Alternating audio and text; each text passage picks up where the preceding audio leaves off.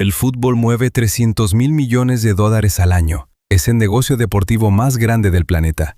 Y durante décadas, las personas que lo controlaban usaron ese poder para robar, sobornar y manipular resultados de una forma tan organizada que el FBI necesitó años de investigación en 33 países para empezar a desmantelarlo. Esta es la historia oculta del dinero en el fútbol, no la del balón, la del maletín. Y algunos de los datos que vas a escuchar son tan difíciles de creer que la FIFA preferiría que no lo supieras. Para entender la corrupción en el fútbol hay que retroceder hasta los años 70.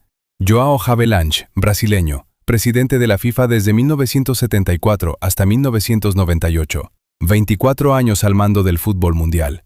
Havelange transformó la FIFA de una organización pequeña en un negocio global. Eso es real. Pero lo que también es real, y que tardó décadas en salir a la luz, es que durante su mandato se construyó un sistema de sobornos que funcionó como una maquinaria perfectamente engrasada. El mecanismo era simple. Los derechos de televisión y comercialización del fútbol mundial se vendían a empresas que pagaban comisiones millonarias. Esas comisiones no iban al fútbol, iban a las cuentas personales de los dirigentes. Havelange y su yerno Ricardo Teixeira, presidente del fútbol brasileño, recibieron millones durante años. Cuando la investigación llegó, Havelange tenía más de 80 años. Nunca fue a la cárcel.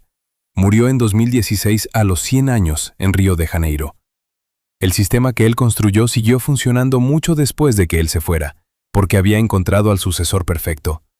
Joseph Blatter, suizo, presidente de la FIFA desde 1998 hasta 2015.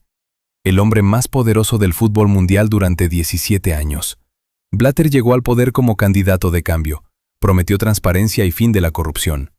Lo que hizo fue exactamente lo contrario, perfeccionar el sistema que Havelange había construido. Y el dato más increíble de toda esta historia.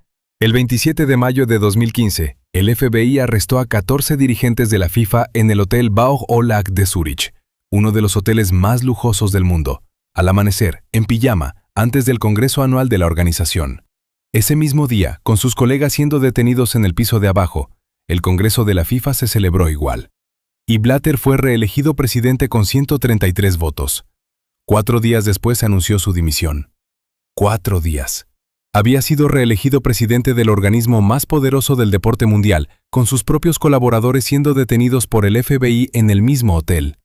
Y tardó 4 días en renunciar. Blatter fue investigado, sancionado y prohibido de cualquier actividad relacionada con el fútbol. Nunca fue a la cárcel. La operación del FBI fue la más grande en la historia del deporte mundial. Años de investigación, agentes infiltrados, cuentas offshore rastreadas en decenas de países. El resultado, 45 personas acusadas, más de 90 delitos diferentes, organización mafiosa, fraude masivo, lavado de dinero y más de 200 millones de dólares en sobornos documentados. ¿Y quiénes eran los que sobornaban? No eran criminales de película. Eran presidentes de confederaciones, directivos de clubes, empresarios de televisión. Chuck Blazer, el hombre que controlaba el fútbol de América del Norte durante 22 años, confesó haber aceptado sobornos para la elección de los mundiales de Francia 1998 y Sudáfrica 2010. Vivía en un apartamento de lujo en la Trump Tower de Nueva York, con su gato, pagado con dinero del fútbol. De los 45 acusados, 22 se declararon culpables, 5 murieron antes del juicio, y una docena siguen en sus países combatiendo la extradición a Estados Unidos. El dinero que debía ir al desarrollo del fútbol en los países más pobres del mundo terminó en cuentas en las Islas Caimán, Suiza y Panamá. Pero si el FIFA Gate fue el escándalo del sistema, Qatar 2022 fue el escándalo más visible y más debatido de la historia del fútbol. En diciembre de 2010, la FIFA eligió 2 sedes mundialistas al mismo tiempo, Rusia 2018 y Qatar 2022. Qatar, un país del tamaño de una ciudad mediana, sin tradición futbolística, con temperaturas de 45 grados en verano, sin infraestructura suficiente, ganó la votación. Y desde el primer momento, varios dirigentes europeos señalaron que había habido dinero en los votos. La investigación confirmó lo que muchos sospechaban. Miembros del comité ejecutivo de la FIFA recibieron sobornos vinculados a sus votos a favor de Qatar. El Mundial se jugó. Qatar construyó 8 estadios en tiempo récord. Y según investigaciones de organizaciones de derechos humanos, durante esa construcción murieron miles de trabajadores migrantes, principalmente de Nepal, India y Bangladesh, en condiciones de trabajo que fueron documentadas y denunciadas internacionalmente. Icono multimedia. La FIFA reconoció que hubo muertes. El número exacto sigue siendo debatido. Qatar organizó el Mundial y nadie devolvió la sede. Pero la corrupción en el fútbol no es solo cosa de la FIFA. En 2006, Italia vivió el escándalo más grande en la historia del fútbol europeo de clubes, el Calciopoli. Luciano Moggi, director deportivo de la Juventus, el hombre más poderoso del fútbol italiano, y según la investigación, también el cerebro de una operación que manipulaba la designación de árbitros para que sus equipos salieran favorecidos. Las pruebas eran conversaciones telefónicas interceptadas, Moggi hablando con Pierluigi Pairetto, el máximo responsable del arbitraje en Italia, acordando qué árbitros iban a dirigir qué partidos. El escándalo salió a la luz en mayo de 2006. El 14 de julio de ese año, el tribunal dictó sentencia. La Juventus, el club más laureado de Italia, fue descendida a segunda división. Perdió 2 títulos consecutivos. Y uno de los árbitros implicados en el caso había sido designado para dirigir partidos del Mundial de Alemania 2006, el que Italia ganó ese mismo año. La Juventus intentó durante años recuperar los títulos perdidos.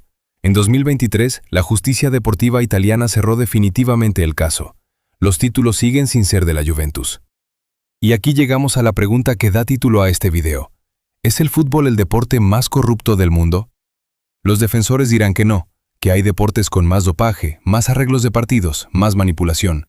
El ciclismo de los años 90, el béisbol de los esteroides, el boxeo con sus decisiones controvertidas, el cricket con sus escándalos de apuestas en Asia. Los críticos dirán que sí, que ningún deporte mueve tanto dinero, que ningún organismo ha sido investigado en tantos países simultáneamente, que ningún otro deporte ha tenido un mundial organizado con sobornos documentados y trabajadores muertos en la construcción de estadios. La respuesta honesta es esta. El fútbol no es el único deporte corrupto, pero es el deporte donde la corrupción tiene más consecuencias, porque mueve más dinero, porque lo ven más personas, porque impacta más vidas. Cuando la FIFA decide dónde se juega un mundial, está decidiendo sobre miles de millones de dólares y sobre vidas humanas. Y durante décadas, esas decisiones las tomaron personas que tenían cuentas en las Islas Caimán en lugar de estadios en su corazón. ¿Cambió? Parcialmente. ¿Suficiente? Eso lo decides tú.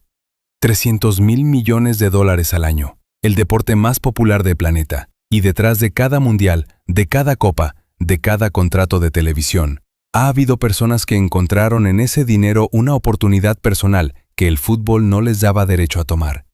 Avalanche murió a los 100 años sin ir a la cárcel. Blatter sigue dando entrevistas. Chuck Blazer murió antes del juicio, y Qatar organizó su mundial. Pero el fútbol sigue. Los goles siguen. Las finales siguen emocionando a millones de personas que no saben o que prefieren no saber lo que hay detrás del telón. ¿Es eso culpa del fútbol? ¿O es culpa de las personas que lo convirtieron en su negocio personal?